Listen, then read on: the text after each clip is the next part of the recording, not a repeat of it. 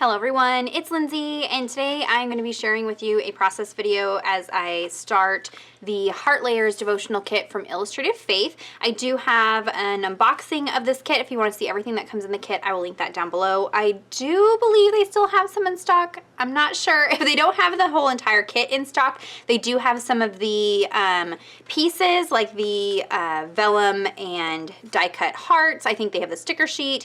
They have the digital version of the devotional, so you can kind of piece things together if they don't have the kit available. So I do also have a Tip Tuesday video that I'll link down below where I showed how I made this little traveler's notebook insert to store all of my pieces of the kit.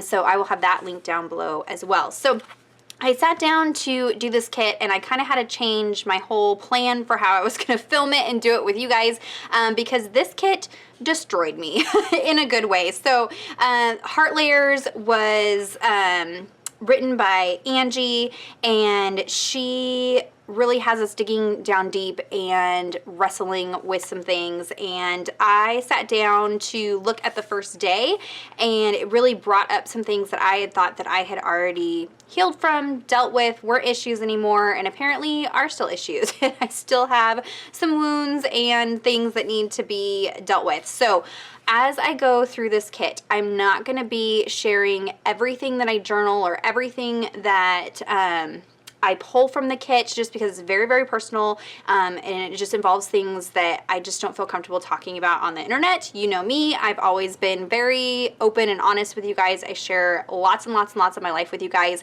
but this just is stuff that I can't do that with. So for the benefit of you guys, that means we're going to have lots of tutorials for hidden journaling, secret journaling, pockets, flip-ups, tip-ins, that kind of thing will be how I'm working through this kit, just so that my journaling isn't super obvious. I also might be doing some processes and photos where I do the page and then do my journaling after all of the video and photography has been done, and that way it's a little bit more private. So just heads up, it's gonna look a little bit different. I'm not gonna go into as much of the scripture teaching and that kind of thing, just because it's too hard for me to talk about scripture teaching without getting personal and that kind of thing. And so I'm just gonna steer clear. So let's just give me some grace. So we're gonna be talking just about processes and the artwork and that kind of thing. And if you're looking for scripture teaching and want to dive in and study, then get the kit for yourself and dive in and do the study on your own. That's what I'm gonna advise you for this one. So I'm not even gonna really show you what I've done on the inside because I have all kinds of notes, but what I did was I took the labels from the Illustrated Faith Print and Pray shop and cut them down and created little tabs for each one of the sections of the devotional itself. This was inspired by Southern Couture.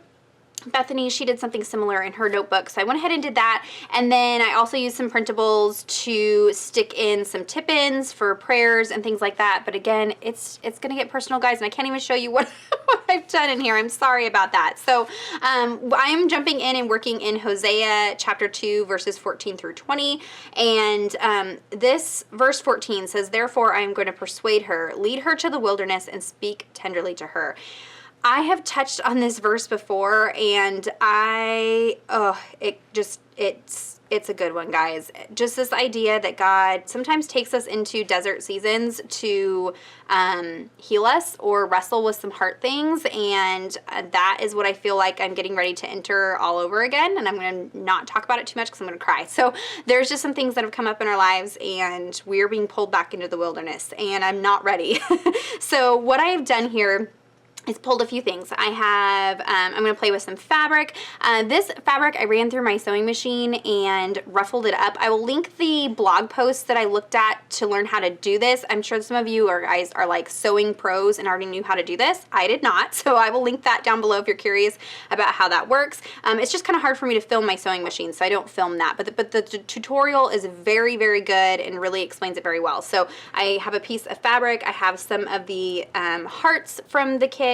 I have the printable labels. I also have the sheet of word fetty from Heart Layers that Jill did. So I've got the verse from there. I've got some distressed oxide inks. I've got some Amsterdam acrylic inks that I'm going to play with. And then one thing I wanted to show you that I pulled out was these journaling cards from Project Life. So these are the 4x6 cards. I also have some of the 3x4 cards, and I have a whole bunch of the Maggie Holmes Gather collection. I will try to link it below if I can find it. And I just went through that collection and tried to find various cards that either had colors that would work with this kit, or, you know, that kind of thing, or patterns and stuff like that. So sometimes the double-sided ones, you know, obviously this isn't really going to go with the kit. It's this side, and so you can always double them up. You can always, you know, have this side to be your journaling side, and then this side be your title or something like that, and then create a flip up or a tip in. And so don't be afraid to double up your cards. It does make it a little bit thicker, but that's going to be my plan.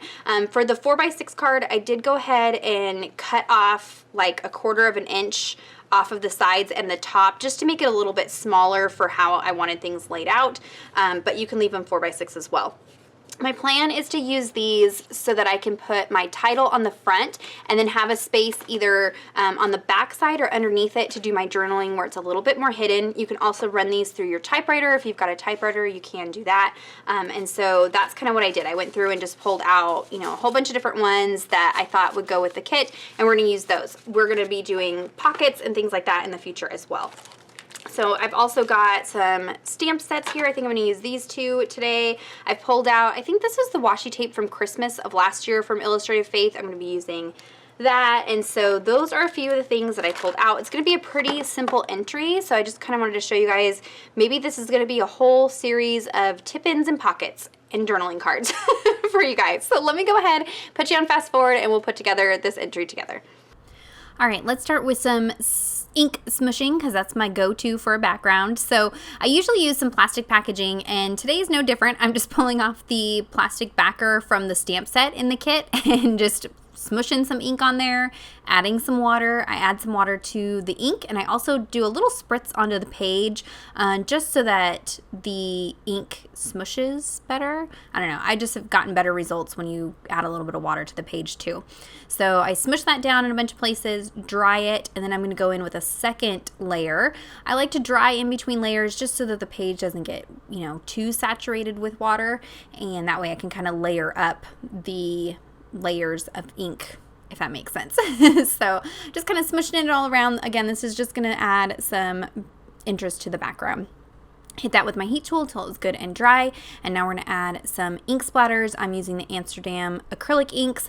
I really love the intensity of these. I love how easy they are to use, but just heads up, it does take a long time to dry, especially ink splatters, especially when you have big old plops like I'm going to have on here, and big old droplets of the black do bleed through. I will show you at the end of the video what that bleed through looks like. I haven't ever really had a problem with bleed through with these because it is acrylic ink, but I got this really saturated with this ink, so there was some bleed through, so just heads up on that. But you could use watercolor just as easily as well. I just like that I don't have to activate my watercolors. This is already wet and ready to go. I can just dip my brush in there and go for it. So you can see I've got those bigger droplets and smaller droplets because I use that big fluffy brush from Illustrated Faith. That's the brush that comes in their watercolor set. And then for the gold, I'm going to use a fan brush. So I just wanted a little hint of small bits of gold, not anything too crazy. And then I made sure to dry that off camera. It took quite a bit of drying to get those droplets dry, but we got there. So that's just going to add a little bit in the background. And you can see this journaling card takes up a lot of space. So I'm not going to add too many elements to this. I did last minute think about these floral die cuts. These were originally from the Wildflower devotional kit, and then Illustrated Faith has periodically popped them into the shop as just an individual item. I did just look because they were available yesterday, but they're sold out again. But don't worry, I know that Shauna mentioned she's going to try to get them back in the shop again. So I'm just going to pull out a couple of the leaf ones and just use that behind the card. But we're going to set that aside for a second. I'm going to work on the title here before I start sticking things down. Now I am using the phrase that says prepare my heart, and then I'm using the sticker that says wound. So my title is going to say prepare my heart for the wound to be healed is what it's going to say all in total. So I did pull out my stamp positioning tool. Anytime that I am stamping outside of my Bible and can use this tool, I use it. It's not a necessity. You can definitely just use an acrylic block, but I like the security that I have with this. I know that I'm going to get a good impression. I can re-ink and re-stamp if I need to, and I like that I can line things up, make sure things are straight. So this tool comes in handy if you have problems with your stamping and if you feel like you're not a good stamper. A tool like this, there's several out there. This particular one is by Tonic and Tim Holtz, I believe. Yes, Tonic and Tim Holtz. And so it just kind of helps with that. So I did a lot of the stamping off camera just because I individually laid out those itty bitty alpha stamps. Those I just checked, they are not in stock at Illustrated Faith. I'm not sure if they're going to bring them back. They are just these itty bitty little alpha stamps. You could use wooden alpha stamps. There's lots of different things that you could use for this, but don't feel like you have to rush out and buy everything that I use in these process videos. The idea is to give you some ideas, pull from what you have, pull what's in your stash, and use that. So I'm going to heat set that just to make sure that it's dry because that is VersaFine ink. I don't want to smudge it. And then I'm pulling out my tiny attacher to layer up one of the vellum hearts onto the cardstock heart. If I thought about it, I would have stapled this directly to the fabric, which I do here in a second, but I am adding a little bit of an adhesive tape runner to the bottom of the card, and then I'm also using Ranger Multimedia Matte. And the reason I do that is because fabric can be kind of difficult to adhere to paper. You could sew it to this card, but I like doing this dry adhesive, liquid adhesive combination because the dry adhesive immediately grabs a hold of the fabric while the wet adhesive dries, and that's a stronger adhesive. So I know everything's going to be held together. And then I did add a second staple just to staple that heart cluster onto the fabric. And that way all of that is part of that card. So all of that will lift up together when the card lifts up. Just adding a little bit of adhesive to those leaf pieces and sticking them behind the card. And then here's where we're going to create the hinge mechanism for this card. So there's lots of different ways you can create tip-ins. I figured this would be the easiest way for this particular card. I am going to add a couple of the washi hearts onto here because why not? All the hearts, right? And then I can do my journaling off camera. And I'm going to pull out one of the labels from the Print and Pray shop and then that word Fetty. And so I'm going to add a little bit of dry adhesive to that one corner that's going to attach to the heart. And then I'm adding liquid adhesive to the back of it where it's going to be touching the fabric. And I'm going to put a stamp block on there to hold everything together while that adhesive dries. That Multimedia Matte liquid glue dries very quickly, so you don't have to fuss with it too much. For my tab, I'm going to use a couple things here. I'm pulling one of the tabs from the sticker sheet. I like to fold mine in half ahead of time. I don't like to fold them over the top of the page just so that I can use a different tab on the back side of that page, if that makes sense. So I fold them in half, add a little bit of adhesive down at the bottom of the tab here. This is just like some red line or some score tape. And then I can adhere that to the top of the page. I did create this big fluffy bow. I have a very small amount of that fabric from Hobby Lobby from like a couple years ago, so I don't think it's available any longer. So I've been kind of hoarding it. I wanted to go big with it on this page, so I made that huge fluffy bow that I can layer up over the top of my tab. It's just a simple bow tied onto a paper clip, nothing fancy. Use one of the word Fetty stickers that says wound, and then I can layer that up over the top there.